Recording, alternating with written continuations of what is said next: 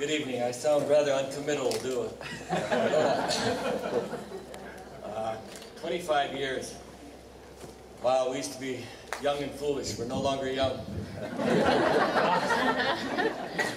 And I was just thinking about the school, and when we started in Barnstable's basement and having meetings and stuff, and I was kind of wiped out at the time spiritually, and they invited me to come and share on the motivational gifts. We spent months sharing on that, and I was kind of restored and healed and in the small group, and pretty soon we decided to start having meetings. So we started meeting at the hall there in the upper room. I think there's room for 12 people there. That's all Jesus had, so I was content with that too. And so we met there for a while. And by spring, there's probably 75 people. This thing just kind of, and one of the burdens of our hearts and one of the visions we had was a Christian school. And before that, we had started a school at Elam in St. Albert. And the way that started out was, I think it was Lynn came, Marion and Keith's daughter, came and said, I think she was in grade 10, they said, the teacher wants us to do a report on something in Playboy. So I went and I talked to the principal and talked to him.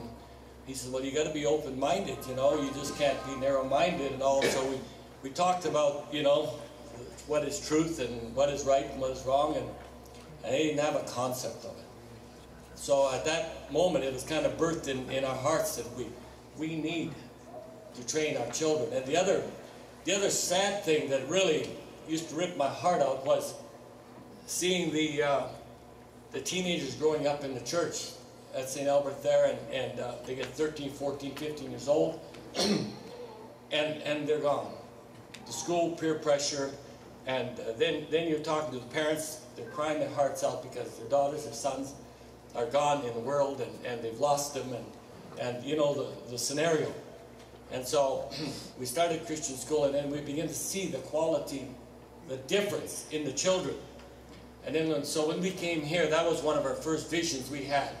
And I think it was about 2 years before we started the school, we met and we collected our shekels, and nobody took a salary. We just collected, and I think we got up to $15,000. And we said, now we have money enough to start a Christian school, but we need a principal pastor. So that's when Keith came, and so we started the school.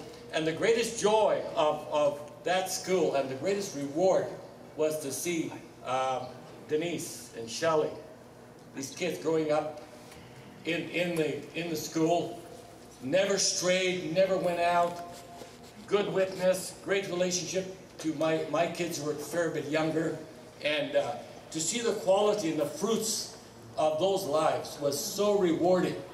And that was exactly the greatest joy in my heart, was to see we didn't go through that lull every time the kids were teenagers. We just saw a commitment over the young people all the way through. And then I knew that that was the right thing to do. You know, that was the vision, that was the purpose. So, and the joy in the families when your children aren't, you know, all the rest of that. So, I always thought it's more effective than the church. I mean, you really start pastoring when you have a Christian school, because the kids' problems are the parents' problems. Amen? And you want to know what the kids' problems are, or parents' problems are? Talk to the kids. Look at the kids. Then you really can pastor effectively. And for the first time in my life, I felt like we were actually pastoring meaningfully, other than just dealing with symptoms. So anyway, that's the vision. That was the purpose, was to see these kids trained up in the way they should go. So I was looking to, and then of course Willa, I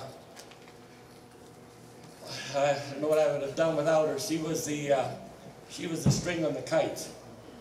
I was the dreamer. And I remember we went to a prophetic conference one time, and we had just been married a year, and she was kind of ticked off with it, but the prophet said, you know, he said, you know, your husband is, you know, he's floating up there and whatever, but you are the anchor.